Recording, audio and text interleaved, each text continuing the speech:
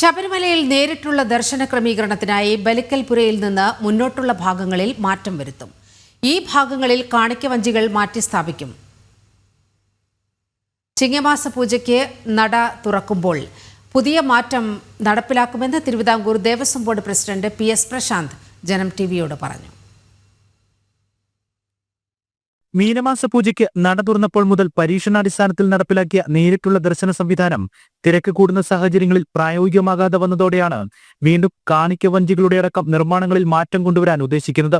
കൊടിമരച്ചുവട്ടിൽ നിന്നും ബലിക്കൽപുര വഴി രണ്ടുവരിയായി ഭക്തരെ വേർതിരിക്കുന്നതിനു വേണ്ടി നീളത്തിൽ കാണിക്കവഞ്ചികൾ സ്ഥാപിച്ചിട്ടുണ്ട്.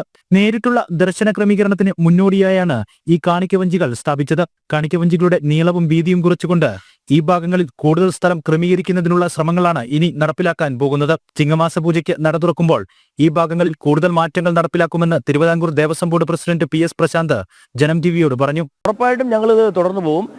പിന്നെ ചിങ്ങമാസ പൂജയ്ക്ക് കുറച്ചുകൂടി നവീകരിക്കുവാനാണ് ഞങ്ങൾ ഉദ്ദേശിക്കുന്നത്. അതുകൂടി വരുമ്പോൾ നമുക്ക് ചിങ്ങമാസ പൂജയ്ക്ക് കൂടുതൽ ആളുകളെ നേരിട്ടുള്ള ദർശനം ക്രമീകരിക്കാൻ സാധ്യമാകുമെന്നാണ് പ്രതീക്ഷിക്കുന്നത്. അതെ, ഞങ്ങൾ കുറച്ചൊരു ചെറിയ സിസ്റ്റത്തിലും കൂടി കുറേ കാണിക്കവഞ്ചിയിലൊക്കെ അതിൻ്റെയൊക്കെ ഒരു നീളവും വീതിയും കുറയ്ക്കേണ്ടതായിട്ടൊക്കെ ഉണ്ട്.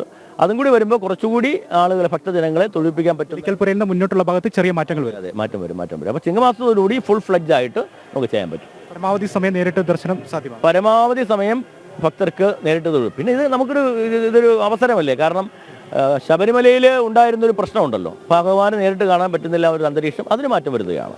അതിനെ തുറന്നു പോവുക തന്നെ ചെയ്യും. ഇത്തവണ നട തുറന്ന 18 ദിവസങ്ങളിൽ തിരക്ക് കുറവുണ്ടായിരുന്നപ്പോൾ നേരിട്ട് ദർശനം സാധ്യമായിരുന്നുവെങ്കിൽ പിന്നീട് തിരക്ക് വർദ്ധിച്ചപ്പോൾ ഫ്ലൈ ഓവർ പൂർണ്ണമായും ഉപയോഗിക്കേണ്ടി വന്നു. രണ്ട് രീതികളും സമാന്തരമായി നടപ്പാക്കിക്കൊണ്ട് ദർശനം ക്രമീകരിക്കാനാണ് ദേവസ്വം ബോർഡ് ഉദ്ദേശിക്കുന്നത്. ജനം സന്നിധാനം.